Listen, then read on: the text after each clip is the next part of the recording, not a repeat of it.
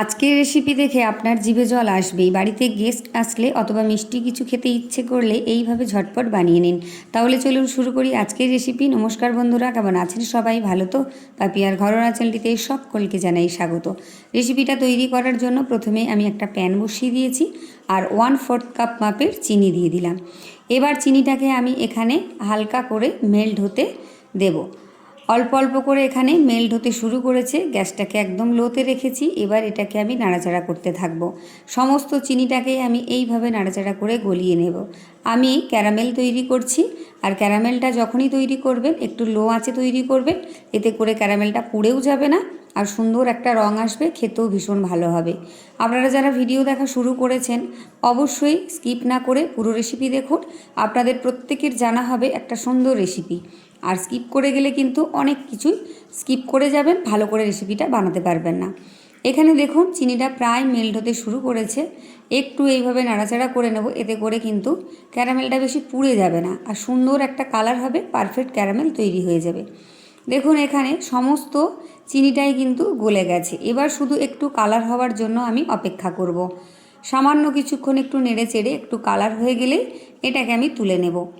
আপনারা চাইলে এটাকে একটু সামান্য জল দিয়েও পাতলা করে নিতে পারেন, সেটা আপনাদের খুশি মতন। তবে আমি বেশি পাতলা করব না, এটা ঘন ঘন করে ক্যারামেলটা তৈরি করব, মানে ঠিক যেরকম ক্যারামেল তৈরি হয় সেভাবেই তৈরি করব। এই রেসিপিটা কিন্তু খুব তাড়াতাড়ি আপনারা বানিয়ে নিতে পারবেন, খুব বেশি উপকরণ লাগে না, খেতে দুর্দান্ত সুন্দর হয়। বাচ্চা বড় প্রত্যেকে কিন্তু খুব পছন্দ করবে। দেখুন এখানে সুন্দর কিন্তু কালার এসে গেছে। এর থেকে বেশি আর আমি এটাকে জাল করব না, তাহলে এর কালারটা ডিপ আসলেও এটা পুড়ে তেতো হয়ে যাবে। এটাকে আমি এবার তুলে নেব। এদিকে একটা বাটি নিয়ে নিয়েছি, এই বাটির মধ্যেই আমি সমস্ত ক্যারামেলটা ঢেলে নিচ্ছি। আপনারা একটা লাইক করে কন্টিনিউ করুন, আর লাইক করা হয়ে গেলে অবশ্যই হাইপ করে একটু পয়েন্টটা বাড়িয়ে দিন। আমার নিত্য নতুন রেসিপি আপনাদের সামনে উপহার দেওয়ার জন্য অনেকটা উৎসাহ পাবো।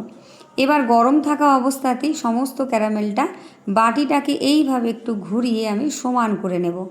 এটা গরম থাকা অবস্থাতেই করবেন, না হলে কিন্তু এটা শক্ত হয়ে যাবে।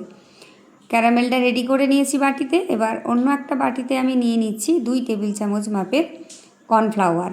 আপনারা চাইলে এখানে কাস্টার্ড পাউডার দিয়েও বানাতে পারেন, আমার হাতের কাছে ছিল না তাই আমি এখানে কর্নফ্লাওয়ার দিলাম। আর দিয়ে দিলাম আমি 1/4 কাপ দুধ। এটা কিন্তু গরম না, একদমই বাড়ির তাপমাত্রায় থাকা দুধ দিয়ে ভালো করে কর্নফ্লাওয়ারটাকে আমি নেড়ে চেড়ে মিশিয়ে নেব। এটাকে একটু সময় ধরে মিশিয়ে নিতে হবে, কারণ এর মধ্যে যদি দলা দলা ভাব থেকে যায় তাহলে রেসিপিটা তৈরি করতে কিন্তু অনেকটাই সমস্যা হতে পারে। তাই এটাকে খুব ভালো করে একটু মিশিয়ে নিতে হবে। তারপর এটাকে আমি একধারে রেখে দেব। এদিকে যে প্যানটাতে আমি ক্যারামেল তৈরি করেছিলাম ওই প্যানটাতেই দিয়ে দিলাম আমি 1 বাটি দুধ। মোটামুটি এখানে প্রায় 750 মতো আমি দুধ দিয়ে দিলাম। দুধটাকে একটু নেড়ে চেড়ে আমি হালকা আঁচে ফুটতে দেব। দুধটা ফুটে গেলেই এর মধ্যে আমি সামান্য পরিমাণ চিনি অ্যাড করব। তবে যেহেতু আমি ক্যারামেল তৈরি করেছি তাই দুধের মধ্যে কিন্তু খুব বেশি চিনি দেব না।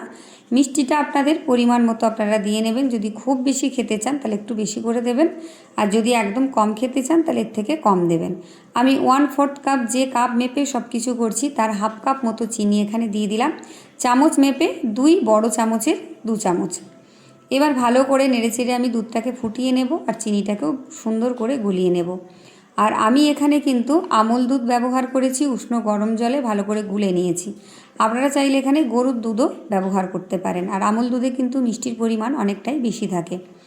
এবার আমি 1 কাপ সুজি নিয়েছি আর লো আছে অল্প অল্প করে দেব, আর এইভাবে নাড়াচাড়া করতে থাকবো। প্রথমেই একসাথে সমস্ত সুজিটা দিয়ে দিলে কি হবে, দলা পাকিয়ে যাবে, তাতে করে রেসিপিটা একদমই বাজে হবে, সুন্দরভাবে তৈরি হবে না। তাই অল্প অল্প করে আমি দিতে থাকবো আর ভালো করে নাড়াচাড়া করতে থাকবো।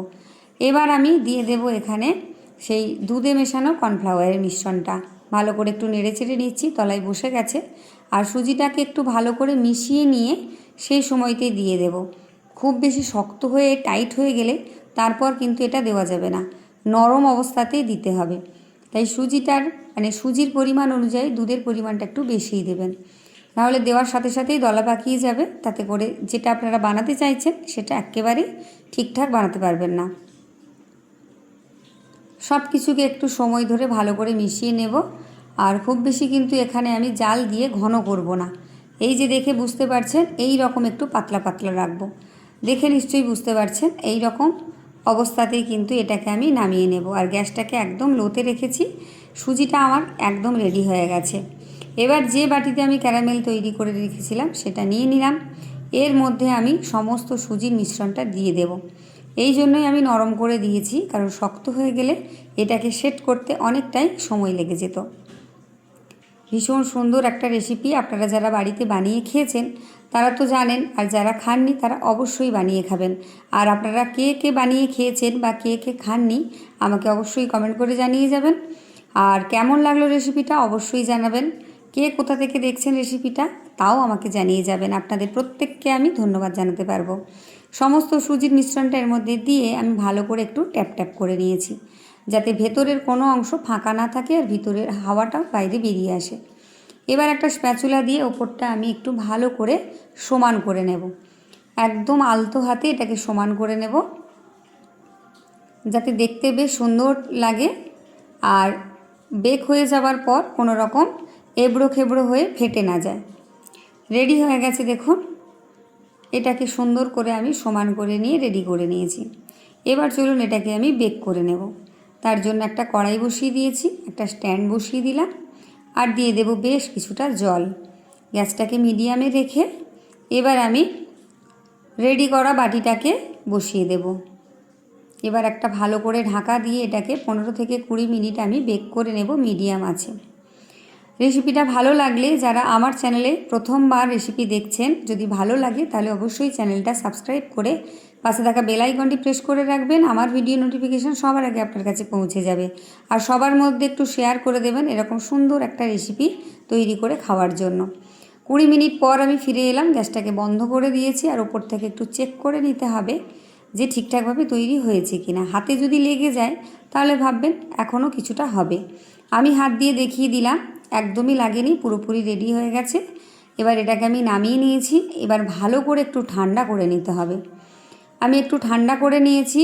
এবার ধার বরাবর স্প্যাচুলা দিয়ে একটু ছাড়িয়ে নেব, যাতে করে খুব সহজে এটা উঠে আসে। এটাকে আপনারা সুজির কেকও বলতে পারেন বা সুজির মিষ্টিও বলতে পারেন, খেতে ভীষণ ভালো হয়। এবার একটা প্লেট দিয়ে এইভাবে আমি এটাকে ডিমোল্ড করে নিচ্ছি। খুব সহজভাবেই হয়ে যাবে। আর দেখুন কতটা সুন্দরভাবে উঠে এসেছে।